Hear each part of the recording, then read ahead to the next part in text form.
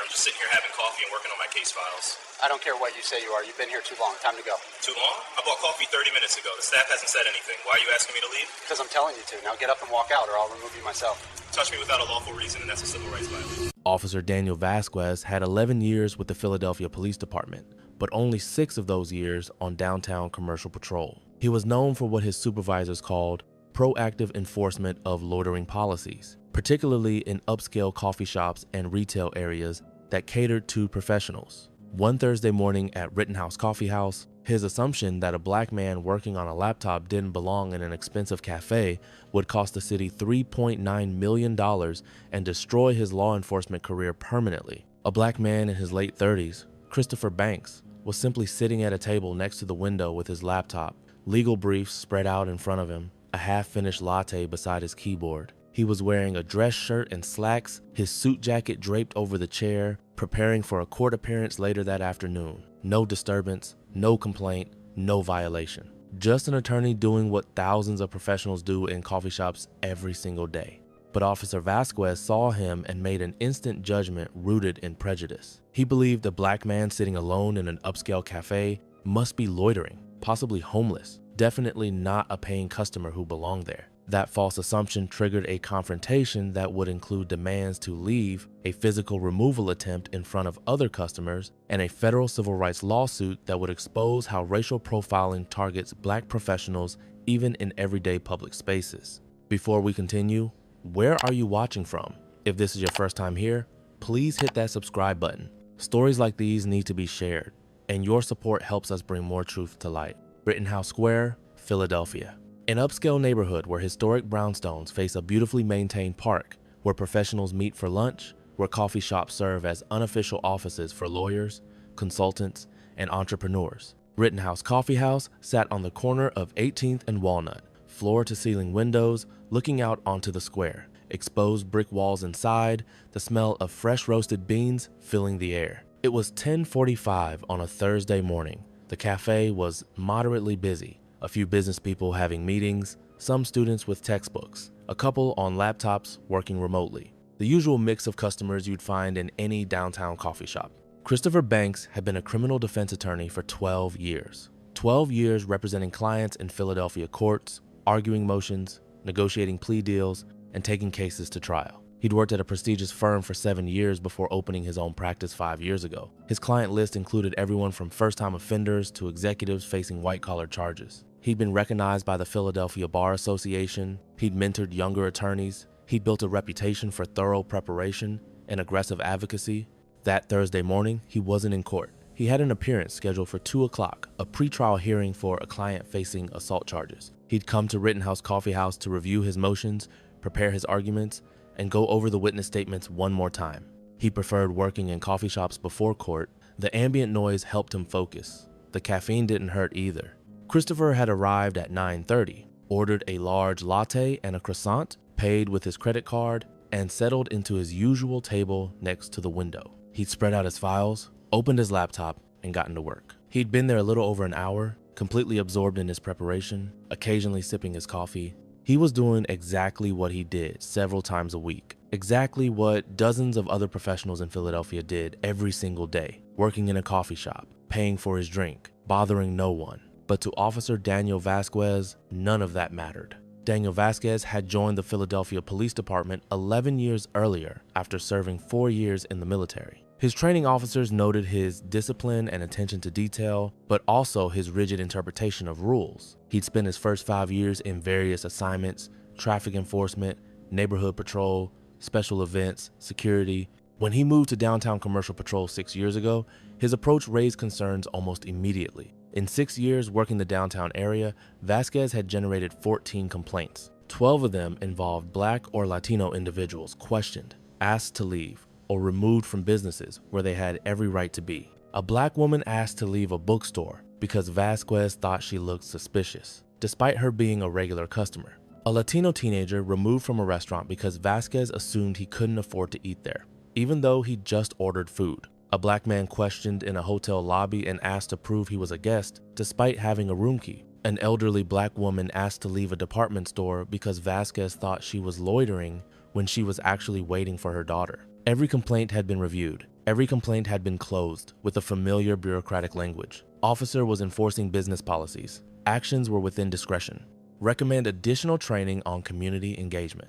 Vasquez attended the trainings. He sat through the workshops. And then he continued seeing black and brown people as inherently suspicious, continued assuming they didn't belong in upscale spaces, continued using his authority to remove them. That Thursday morning, Vasquez was walking his regular route through Rittenhouse Square when he glanced into the coffee shop and saw Christopher sitting at the table next to the window, surrounded by papers, focused on his laptop. Vasquez's mind didn't register attorney preparing for court. It registered black man taking up space, someone who'd probably been sitting there too long, someone who probably bought one cheap coffee hours ago and was now loitering, someone who didn't fit the profile of the usual Rittenhouse clientele. He walked into the cafe, his hand resting near his belt, his eyes fixed on Christopher. Do you think officers should be allowed to question paying customers in businesses without a complaint from staff? Drop your answer below. Christopher was deep in a witness statement, making notes in the margin, when he sensed someone standing near his table. He looked up and saw the police officer, and his first thought was that something had happened outside, an accident maybe, or an incident in the square. Officer, is everything all right? Vasquez's tone was flat, authoritative. How long have you been sitting here? Christopher blinked, confused by the question. I don't know, maybe an hour? Why? What's going on? You need to make a purchase or leave. Christopher gestured to his nearly empty cup and the crumpled pastry wrapper. I did make a purchase. I bought coffee and a croissant when I got here. Vasquez looked at the cup skeptically. That was an hour ago. You can't just sit here all day. Christopher felt the first stirring of frustration. All day? I've been here an hour, and yes, I can sit here. I'm a paying customer. I'm working. Working on what? Christopher's frustration deepened. Does it matter? I'm sitting in a coffee shop, working on my laptop, like dozens of other people in here. Why are you questioning me? Because you've been here too long, taking up space. Too long? Christopher looked around the cafe. Half the tables were empty. The people at the other occupied tables had laptops out, books spread across surfaces, clearly settled in for extended stays. No one else was being bothered. Officer, I'm a paying customer. I haven't violated any policy. The staff hasn't asked me to leave. Why are you targeting me? Vasquez's expression hardened. I'm not targeting anyone. I'm enforcing loitering policies. Loitering? I bought coffee. I'm sitting at a table. How is that loitering? You need to leave. Now, Christopher's voice rose slightly, disbelief breaking through his professional composure. I'm a lawyer. I'm just sitting here having coffee and working on my case files. Vasquez's tone turned cold, dismissive. I don't care what you say you are. You've been here too long. Time to go. Christopher couldn't believe what he was hearing. The arbitrariness of it, the targeting, the assumption that he, specifically, didn't belong. Too long? I bought coffee 30 minutes ago. The staff hasn't said anything. Why are you asking me to leave? Vasquez moved closer to the table. Because I'm telling you to. Now get up and walk out, or I'll remove you myself. The cafe had gone quiet. Other customers were watching now. A young white woman at the next table had her phone out, already recording. A man in a business suit near the entrance had stopped mid-conversation, staring at the scene unfolding.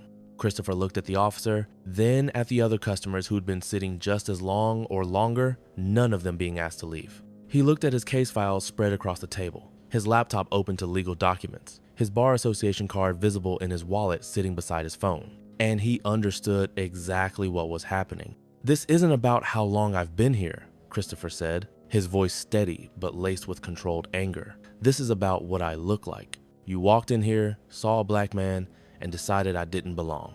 Vasquez's face flushed. I'm asking you one more time. Get up and leave. No. The word hung in the air. Simple, defiant, necessary. Excuse me? I said no. I'm a paying customer. I haven't violated any rule. I haven't disturbed anyone. I'm not leaving because you've decided, based on nothing but bias, that I don't belong here. Vasquez reached for Christopher's arm. Then I'm removing you. Christopher pulled back instinctively. Don't touch me. I haven't done anything wrong. The cafe manager, a young white man named Tyler Morrison, rushed over from behind the counter. Officer, what's going on? Is there a problem? Vasquez gestured to Christopher. This man has been loitering. He needs to leave. Tyler looked confused. Loitering? He's a regular customer. He comes in here all the time. He bought coffee this morning. He's not bothering anyone. Vasquez's jaw tightened. He's been sitting here over an hour. Tyler glanced at the other customers, several of whom had clearly been there longer. So have other people. We don't have a time limit. As long as customers buy something, they're welcome to stay and work. That's literally our business model. I'm enforcing loitering policies. There is no loitering. Tyler's voice was firmer now. He's a customer. He paid. He's welcome here. I'm asking you to leave him alone.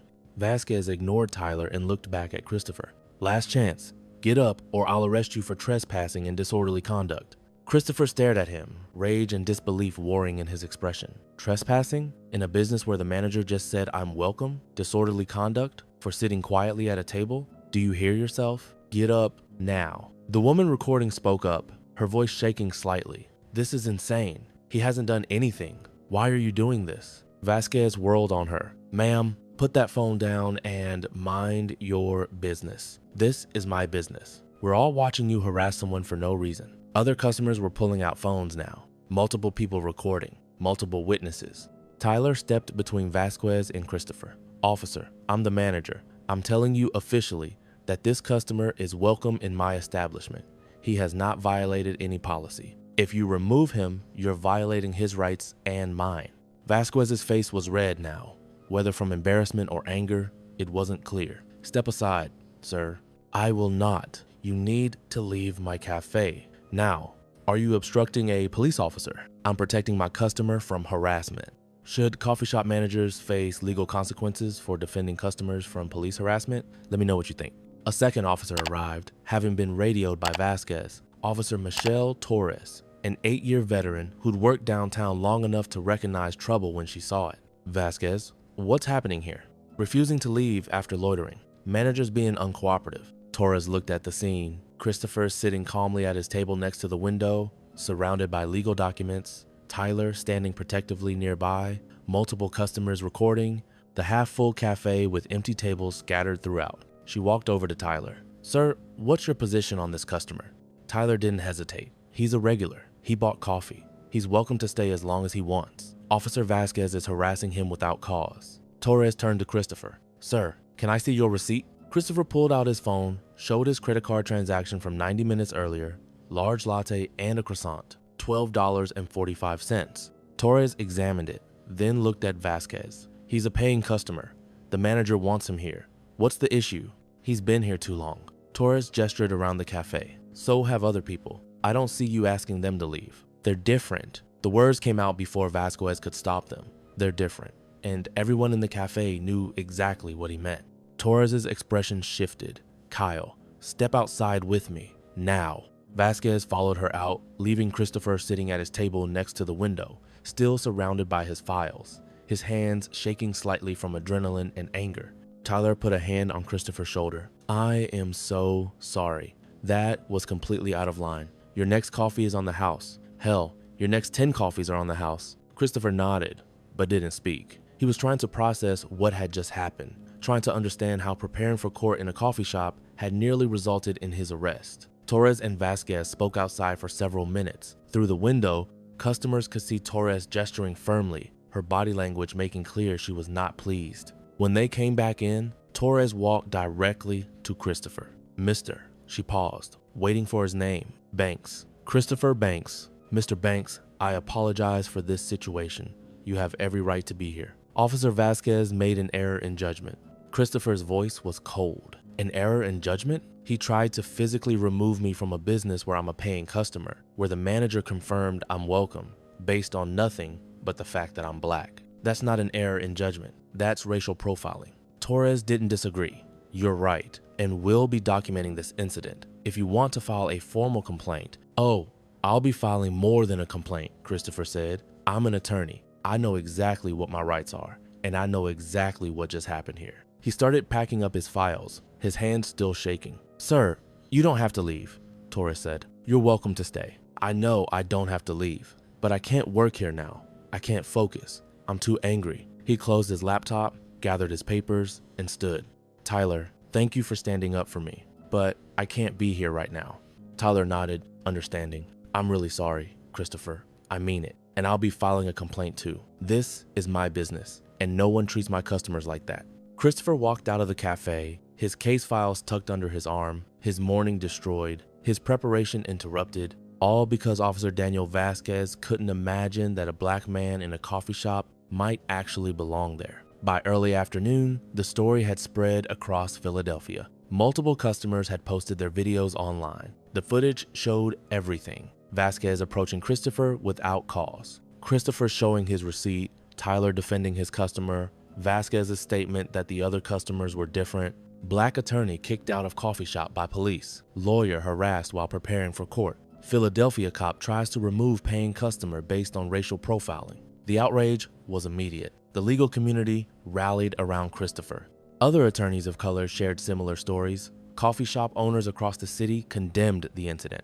The Philadelphia Bar Association issued a statement of support for Christopher and condemnation of the police action. Civil rights attorneys contacted Christopher within hours. This wasn't just about an unlawful removal attempt. This was about the fundamental assumption that Black people don't belong in upscale spaces, don't deserve to work in peace, don't have the same rights as white customers to simply exist. The lawsuit named Officer Daniel Vasquez, Officer Michelle Torres, and the Philadelphia Police Department. The claims were clear: attempted unlawful removal without cause, racial profiling in a public accommodation, violation of civil rights, intentional infliction of emotional distress, deprivation of rights under color of law. The city's attorneys reviewed the case and knew immediately it was indefensible. Video evidence from multiple angles showed everything.